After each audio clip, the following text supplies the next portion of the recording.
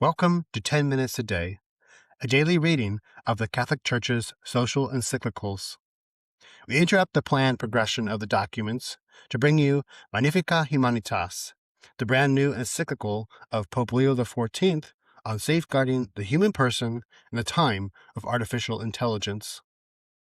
Chapter 5 The Culture of Power and the Civilization of Love. Having considered how AI is transforming certain aspects of life in society, in particular, the serious implications for human dignity, we must now turn our attention to the yet more tragic issue of war. Here, the question is not merely the efficiency of new tools, but also the risk that technology, detached from ethics and responsibility, will render decisions about life and death more rapid and impersonal, and will present the use of force as an immediate and viable option. In an increasingly interdependent world, peace is not simply one issue among others, but a prerequisite for the universal common good and a test of the moral maturity of peoples, especially of those who bear responsibility for governing. The digital revolution is changing the nature of conflict. Alongside conventional warfare, there are hybrid forms, such as cyber attacks, information manipulation, campaigns of influence, and the automation of strategic decisions. AI acts as an accelerating factor in these processes, particularly within a context where many technologies are intrinsically ambivalent. Consequently, what is created for defense can rapidly be repurposed for offense, and the fine line between protection and aggression becomes blurred. While AI can enhance the defense and protection of civilians, it can also lower the threshold for the use of force, shield people from responsibility, and foster a culture in which the enemy is reduced to a statistic and the victim to collateral damage.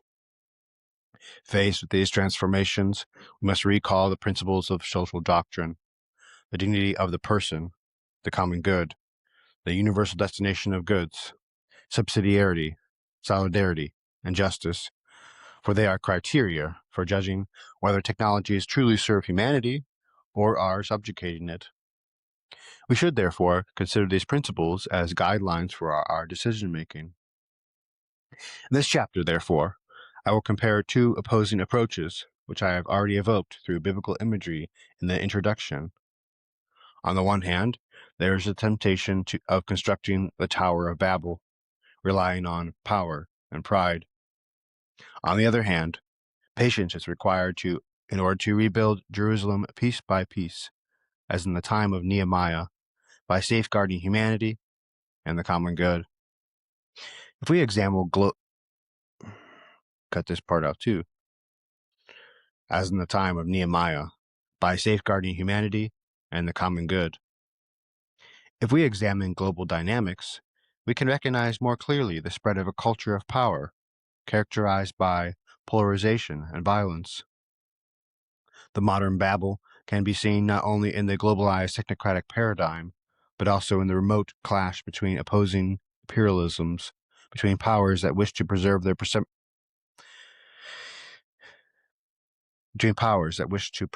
supremacy, and those that aspire to seize that supremacy, resulting in a multiplicity of local conflicts. Moreover, there seems to be no limit to the race, driven by a dehumanizing ambition to develop ever more powerful technologies or to secure control over them. Yet, despite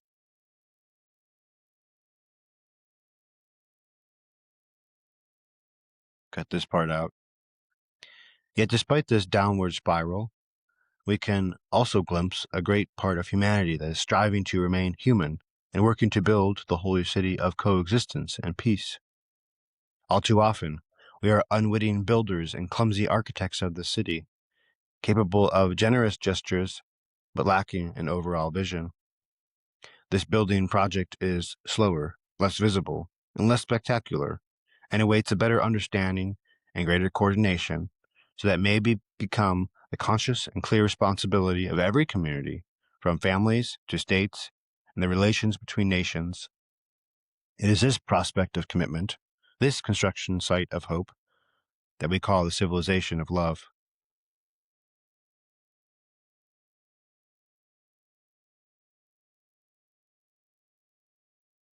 coined the phrase, the civilization of love.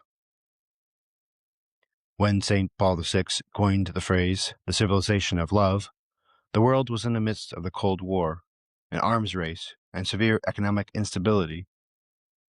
In that context, the Church proposed an alternative path to that of ideological opposition between systems, and envisioned a social order in which justice and charity are intertwined, and love becomes the guiding principle of economic, political, and cultural life. Today, we must resolutely recover this vision, for the civilization of love is no naive utopia, but a demanding project, which consists in translating charity into structures of justice, giving institutional form to fraternity, and regarding others, whether individuals or peoples, as allies necessary for building the common good. As the encyclical letter Fratelli Tutti reminded us, only this social love is capable of becoming a culture and a norm, and thereby of bringing about a stable international order, transforming mere armed coexistence into a community with a shared future. This insight proves even more fundamental in the current context of digital transformation. Digital networks, the globalized economy, and the development of AI create increasingly tighter bonds, linking, in real time, decisions made in one place to the effects they produce elsewhere. In this sense, the words of the Second Vatican Council on the growing interdependence between peoples remain timely, for the common good is taking on an increasingly universal dimension, with rights and duties concerning the entire human family. The project for a civilization of love, therefore, must undertake the task of transforming this imposed interdependence into a willed and chosen solidarity. This is the guiding principle for technological processes. It is not enough for artificial intelligence to make us more efficient or connected. It must also serve to build a universal human family with shared rights and duties, where digital proximity becomes a real opportunity for encounter and mutual care. In our time, a culture of power is taking hold, in which the availability of resources and the ability to dominate tend to dictate the agenda and criteria for decision-making. In this way, the common good of humanity is relegated to the background, and the concrete tragedy of peoples at war is reduced to a secondary consideration in relation to strategic interests. This culture of power infiltrates society, changes relationships and behaviors, and grows by normalizing war, pursuing ever greater military power, taking advantage of the crisis of multilateralism, and fueling a false realism that insists there is no alternative. In 1965, the words of St. Paul VI resounded powerfully at the UN General Assembly. Never again war. Never again war. We must acknowledge that, despite the desires and declarations for peace, the past 60 years have been marked by conflicts of astonishing brutality, often affecting civilian populations on a massive scale, leading to the death of innocent victims, mass displacement, social destabilization, and long-lasting wounds. Nevertheless, in public discourse, there was always a widespread conviction that war should remain a last resort, subject to strict ethical and legal limits, and always oriented toward a political vision of peace. Following developments made in the immediate post-First World War period, a turning point occurred after the Second World War. Peace was made the focus of the international order, as attested in particular by the United Nations Charter, with the intention to save succeeding generations from the scourge of war.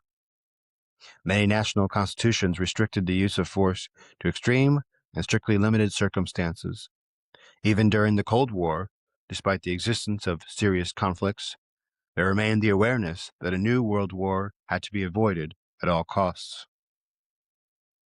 Today, however, we are witnessing a real paradigm shift in public discourse and decisions regarding rearmament, with a troubling revival of war as an instrument of international politics, while the very ethical principles that had previously limited its force are being eroded. Regional conflicts that drag on over time, escalating tensions, and reciprocal threats are becoming almost commonplace, and forms of conflict driven by the desire for territorial expansion that were thought to be overcome are re-emerging. Public opinion is gradually being shaped and conditioned by polarizing media narratives, which are often amplified by algorithms that prioritize conflict and confrontation.